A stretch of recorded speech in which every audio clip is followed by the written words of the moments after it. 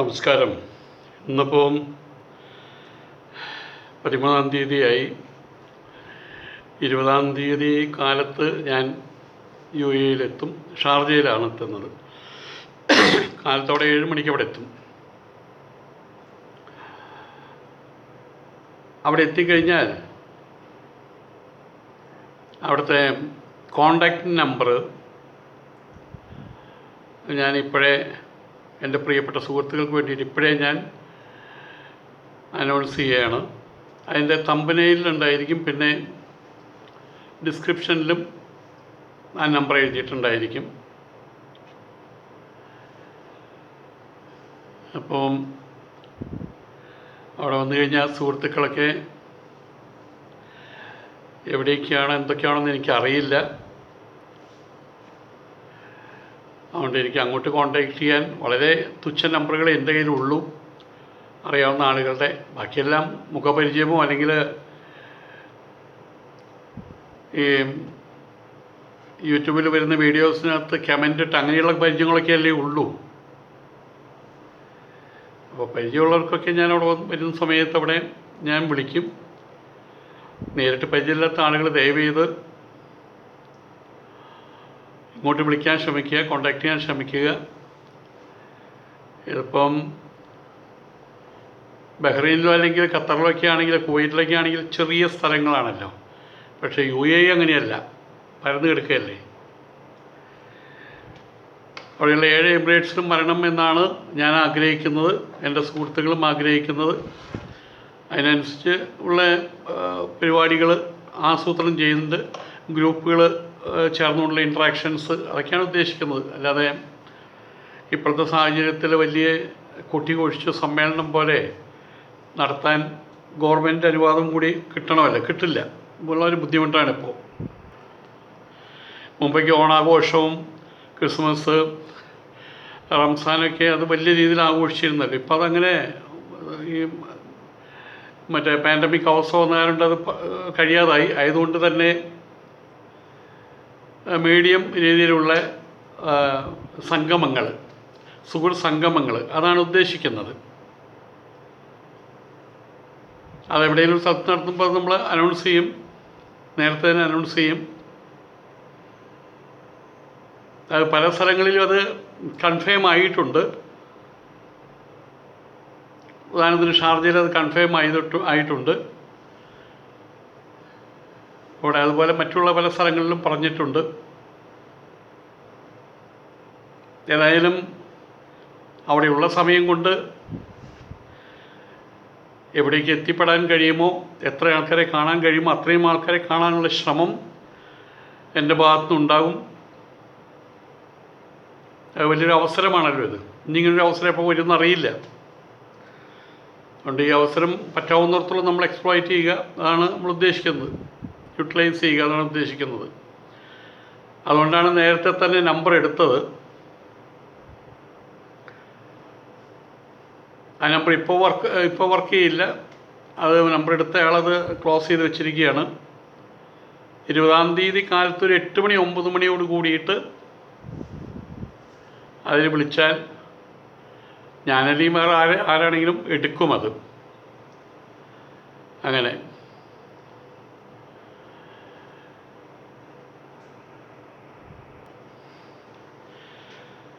നമ്മളിൽ ഭൂരിഭാഗം ആളുകളും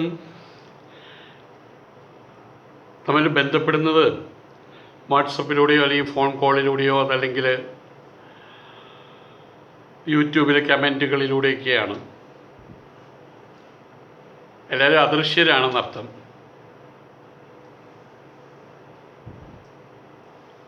ഫ്രണ്ട്സ് എല്ലാം ഇൻവിസിബിളാണ്. നമ്മളേതെങ്കിലും ഒരു സാധാരണ ആൾക്കാർ ചെയ്യുന്ന പോലെ ഓരോ സ്ഥലങ്ങളിലേക്ക് പോവുക. ആ സ്ഥലങ്ങളിലെ മൂന്നാറിൽ പോകുന്നു, മൂന്നാറിൽ നല്ല നല്ല സ്പോട്ടുകൾ അത് കാണിക്കുന്നു, വിശദീകരിക്കുന്നു. അത് കാണാൻ നല്ല രസമാണ് കാര്യങ്ങൾ. പക്ഷേ നമ്മൾ കൈകാര്യം ചെയ്യുന്ന വിഷയം അതിലുപരി ഇന്ന് സമുദായത്തിൽ നടമാടുന്ന ചില വൈകല്യങ്ങൾ, ശരിയല്ലായ്മകൾ, അതിനെതിരെയുള്ളൊരു പോരാട്ടം കൂടിയാണത്. അത് നമ്മൾ ഒരു എതിർനീച്ചലെന്ന് പറയും. ഒഴുക്കിനൊപ്പം നീന്താൻ എല്ലാവർക്കും കഴിയും,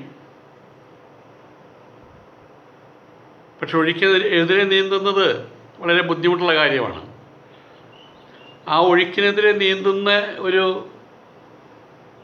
രീതിയാണ് നമ്മൾ, ആ രീതി അവലംബിച്ചുകൊണ്ടാണ് നമ്മളുടെ ബ്രഹ്മ കോഗ്നിഷൻ പ്രവർത്തിക്കുന്നതും അതിനോടൊപ്പം നമുക്കെല്ലാവർക്കും ചേർന്ന് പോകാൻ കഴിയുന്നതും. ഇന്നലെ എന്നോണം ഇല്ലാതിരുന്ന അശുഭകരമായിട്ടുള്ള ചില കാര്യങ്ങളാണിന്ന് സമൂഹത്തിൽ നടമാടുന്നത്. തൊട്ടതിനും പിടിച്ചതിനും ജാതി നോക്കുക, മതം നോക്കുക, മതവിദ്വേഷം, മതസ്പർദ്ധ എന്നിത്യാദി കാര്യങ്ങൾ. ഒരു മതത്തിൽ നിന്ന് മറ്റൊരു മതത്തിലേക്കുള്ളൊരു പാലം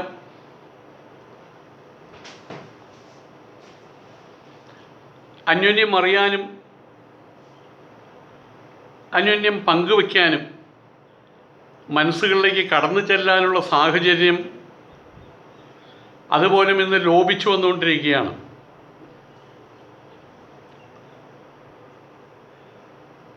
ഞാൻ കൊച്ചിയിൽ മതസൗഹാർദ്ദ സമ്മേളനത്തിൽ പോയ സമയത്ത് അതിലൊരു മതത്തിൻ്റെ ആചാര്യൻ, അദ്ദേഹത്തിൻ്റെ മതത്തെക്കുറിച്ച് ക്ലാസ് എടുക്കുകയാണ്. ആ ക്ലാസ് 1.25 മണിക്കൂർ നീണ്ടു നിന്നു. ഞാൻ ചെന്നൈയിൽ നിന്ന് കൊച്ചിയിൽ പോയിട്ട് എനിക്ക് കിട്ടിയ സമയം 8 മിനിറ്റാണ്. 10 മിനിറ്റ് എന്ന് പറഞ്ഞു, ഞാൻ 8 മിനിറ്റ് നമ്മൾ അവസാനിപ്പിച്ചു. കാരണം ഒന്നും പറയാനില്ല അവിടെ. ഇറങ്ങി പോരുമ്പോൾ പല ആൾക്കാരും വേവലാതി പറഞ്ഞു, കഷ്ടമായി പോയി എന്ന്. അപ്പോൾ കൂടിച്ചേരുമ്പോൾ പോലും ആരാണ്ടാ പാറായി എന്ന് ചോദിച്ച പോലെ എൻ്റെ മതമാണ് സമ്പൂർണ്ണം എന്ന് ഇയാളുടെ മതമാണ് സമ്പൂർണ്ണം, അയാളും മറ്റൊരാളുടെ മതമാണെന്ന് തമ്മിൽ അന്യോന്യം കടന്നു ചെല്ലുന്ന രീതി അതിപ്പോഴും അത്യന്താപേക്ഷിതമാണ്. പക്ഷെ ഇപ്പോഴും അത് കുറഞ്ഞുകൊണ്ടുവരികയാണ്. മതസൗഹാർദ്ദ സമ്മേളനം ഒരു സാധനം ഇല്ലാണ്ടായി.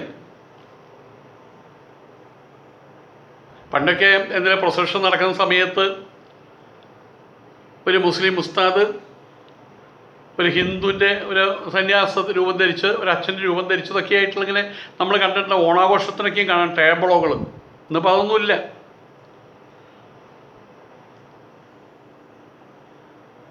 തമ്മിൽ മുഖത്തോട് മുഖം നോക്കി നടക്കാൻ കഴിയാത്ത സാഹചര്യങ്ങളാണ് ഇന്ന് കേരളത്തിൽ നിലവിലുള്ളത്. അപ്പം ആയതുകൊണ്ട് തന്നെ അതിനെതിരെയുള്ളൊരു എതിർനീച്ചൽ, ആ ഒരു ഒഴുക്ക്, ശരിയല്ലായ്മയിലേക്കുള്ള ഒഴുക്ക്, അതിനെതിരെയുള്ളൊരു നീന്തലാണ്, എതിർനീച്ചലാണ് നമ്മളിപ്പോൾ നടത്തിക്കൊണ്ടിരിക്കുന്നത്. ആയതുകൊണ്ട് തന്നെ ഞാൻ ഇത്തവണ UAE വരുന്ന സമയത്ത്, അവിടെയുള്ള വിവിധ സ്ഥലങ്ങളിൽ വരുന്ന സമയത്ത് അവിടെ വരിക, കുറേ പൈസയും മുടക്കി അവിടെ വരിക. എൻ്റെ സുഹൃത്തുക്കളാണ് ടിക്കറ്റ് എടുക്കുന്നതൊക്കെ. അവരെയും പൈസയാണല്ലോ, അവരുടെ കയ്യിലിരിക്കുന്ന പൈസയാണല്ലോ. അവിടെ വന്നു, ഒരു മാസം അവിടെ ഇങ്ങനെ ചുറ്റി നടന്ന് കണ്ടു. ബുർജ് ഖലീഫയുടെ മേലെ കയറി, ഗ്രാൻഡ് മോസ്ക് കണ്ടു, തിരിച്ചു പോയിരുന്നു. അതിനർത്ഥമില്ലല്ലോ. അതിലപ്പുറം തമ്മിൽ കാണുക, ഉള്ള സമയത്ത് അവരവരുടെ മനസ്സിൻ്റെ, അവരുടെ വികാര പദ്ധതികളും അവരുടെ കാഴ്ചപ്പാടുകളും പങ്കുവയ്ക്കുക, ഇൻട്രാക്ട് ചെയ്യുക. അതാണ് ഈ ഒരു സന്ദർശനം കൊണ്ട് ഞാൻ ഉദ്ദേശിക്കുന്നത്. അതിന് എൻ്റെ അടുത്ത കുറച്ച് സുഹൃത്തുക്കളായിട്ട് ഞങ്ങൾ ചർച്ച ചെയ്യുന്നുണ്ട്, അതെങ്ങനെ വേണം, ഏത് രീതിയിൽ വേണമെന്നുള്ളത്. ആ ചർച്ച ചെയ്ത പോലെ തന്നെ ആവണം എന്നല്ല അവിടെ വരുന്ന സമയത്ത്. ആയതുകൊണ്ട് തന്നെ ഇങ്ങനെയൊരു സാഹചര്യം സംജാതമാക്കാൻ വേണ്ടിയിട്ട് തമ്മിൽ ഇന്നത്തെ അവസ്ഥകളെക്കുറിച്ച് നമ്മൾ ചർച്ച ചെയ്യുന്നു, ഗ്രൂപ്പുകളായിട്ട് ചർച്ച ചെയ്യുന്നു. ഏറ്റവും കുറഞ്ഞത് ഇത്തരം കാര്യങ്ങൾ നാട്ടിൽ നടമാടുന്ന സമയത്ത് നോക്കൂ, ഇത് ശരിയല്ല കേട്ടോ എന്ന് പറയാനുള്ള ഒരു മേധാശക്തിയെങ്കിലും നമ്മൾ നേടിയെടുക്കണം. ഒരു വിമർശന രൂപേണ പറയുകയാണെങ്കിൽ പലപ്പോഴും വിദേശങ്ങളിൽ കാണുന്ന കാര്യമുണ്ട്, പ്രത്യേകിച്ചും ഗൾഫ് രാഷ്ട്രങ്ങളിൽ ആഘോഷങ്ങളിൽ മാത്രം ഒതുക്കുന്നൊരു രീതിയാണ് കാണുന്നത്. ഒരുപാട് സമാജങ്ങളുണ്ട്, ഞങ്ങളായിട്ട് ഒന്നിരിക്കുമില്ല. അവൻ്റെ ഓണം ആഘോഷിക്കും. നാട്ടിൽ നിന്ന് സെലിബ്രിറ്റികൾ, സിനിമാടന്മാരെയും നടികളെയും വിളിച്ചുകൊണ്ട് കൈ നിറച്ച് പണം കൊടുത്ത് അവരെ പറഞ്ഞ് വിടും. അവർക്ക് ഒരുപാട് പണം കിട്ടുന്നുണ്ട്. അതിന് മേലെ നമ്മുടെ വക പണം, ഡാൻസ്, മിമിക്രി എന്നിത്യാദി കാര്യങ്ങൾ. അതേ സമയത്ത് സമൂഹത്തിൻ്റെ അന്തരംഗത്തെ കാർന്ന് തിന്നുന്ന ചില അവസ്ഥകൾ, ആ അവസ്ഥകൾക്ക് നേരെ മുഖം തിരിക്കുന്നില്ല. അതെന്തെങ്കിലും പറഞ്ഞു കഴിഞ്ഞാൽ വേറെ എന്തെങ്കിലും പറയും. പക്ഷെ ഈ ഒരു പ്രശ്നം ഇന്നത്തെ കൊണ്ട് ഇവിടെ അവസാനിക്കുന്നില്ല. ഇരുട്ടി നേരം വിളിക്കുമ്പോൾ അവസാനിക്കാൻ പോകുന്ന പ്രശ്നമല്ല. മലവെള്ളം വരുന്നു, മഴ പെയ്യുന്നു, അതുപോലും അതിവൃഷ്ടി ഒരു സുപ്രഭാതത്തിന് അനാവൃഷ്ടിയായിട്ട് മാറാം. പക്ഷേ കേരളത്തിലെ ദുരിതങ്ങൾ സർക്കാരും ആൾക്കാരും വേണ്ട കാര്യങ്ങൾ ചെയ്യും. ഒരു 2-3 മാസം കഴിഞ്ഞാൽ മഴയുടെ പ്രശ്നം അവസാനിക്കും. പിന്നെ വരുന്നത് വെയിലായിരിക്കും, ചൂടായിരിക്കും. അപ്പോൾ അത് മാറി മാറി വരും. പക്ഷേ പെർമനൻസിയുള്ള, സ്ഥിരതയുള്ള, നൈരന്തര്യഭാവമുള്ളൊരവസ്ഥയാണ് മതസ്പർദ്ധ രൂപേണ. മതസ്പർദ്ധ ഇവിടെ നടമാടുമ്പോൾ അതിന് നൈരന്തര്യഭാവം ഉണ്ടാകുകയാണ്, അതിന് സ്ഥിരഭാവം ഉണ്ടാകുകയാണ്. ആയതുകൊണ്ട് തന്നെ ആ ഒരു കാര്യം നമുക്ക് പാർക്കേണ്ട സ്ഥലങ്ങളാണ്.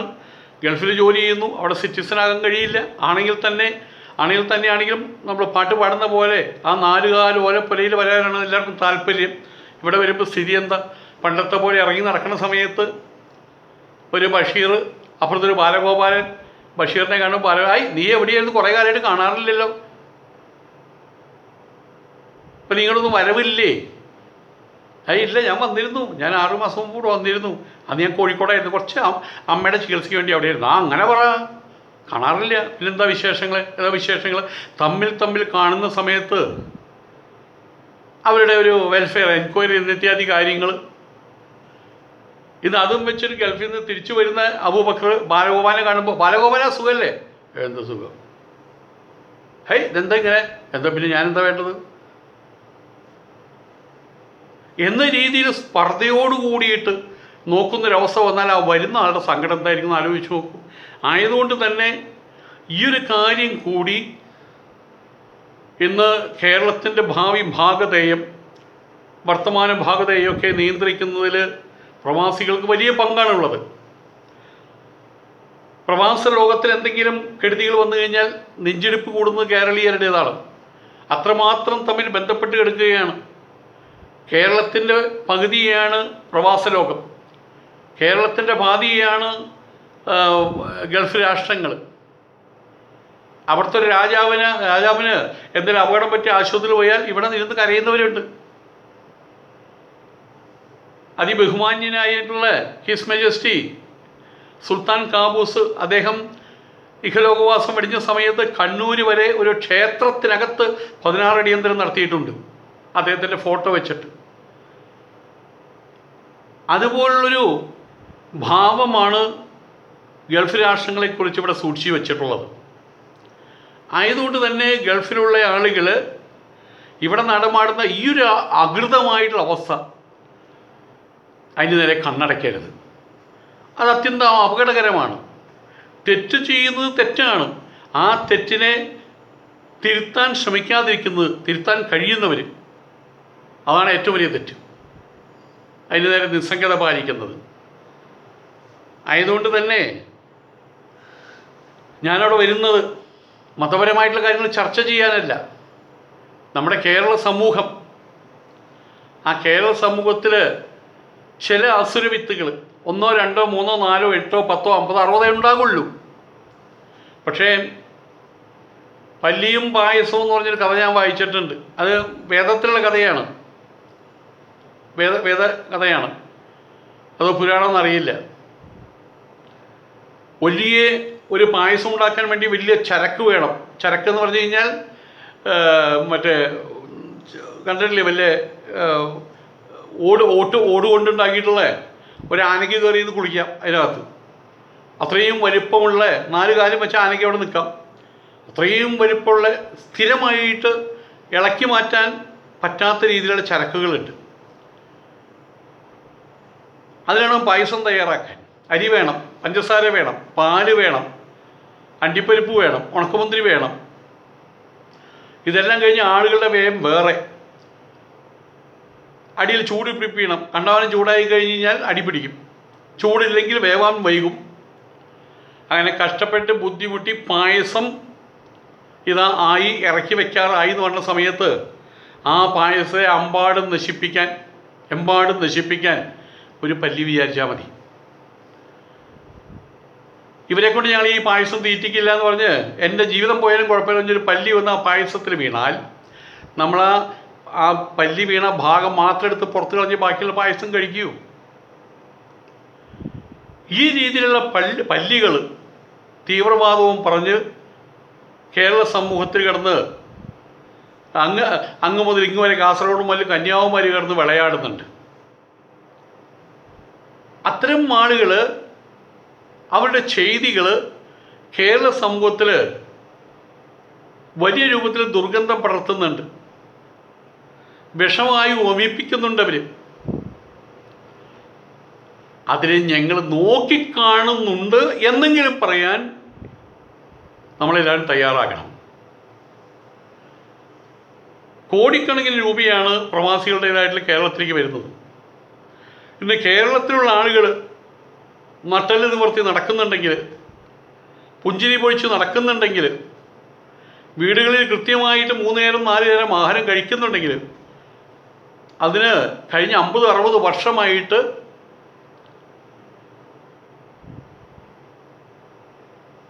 അങ്ങനെ അവസ്ഥ സംജാതമാക്കിയതിൻ്റെ പങ്ക് പ്രവാസികൾക്കുണ്ട്, പ്രവാസ ലോകത്തിനുണ്ട്, ഇന്നുമുണ്ട്.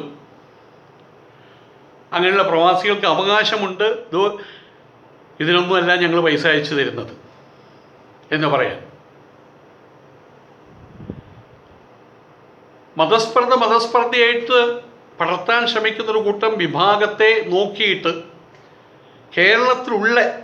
കേരളത്തിനകത്തുള്ള യഥാർത്ഥ മതവിശ്വാസികളായിട്ടുള്ള ആളുകൾ അവരെ മുഖത്ത് നോക്കി പറയണം, ഇങ്ങനെ ചെയ്യരുത്. അതിനുള്ള ഇൻസ്പിറേഷൻ ഏതെല്ലാം രീതിയിൽ മറ്റുള്ളവർക്ക് കൊടുക്കാൻ കഴിയുമോ അത് കൊടുക്കാൻ കഴിയണം. ഹൃദയം തൊട്ട് ഞാൻ പറയുകയാണ്, ഞാനതാണ് ചെയ്തുകൊണ്ടിരിക്കുന്നത്. കേരളത്തിനകത്ത് ഒരുപാട് നല്ല കാര്യങ്ങൾ നടക്കുന്നുണ്ട്.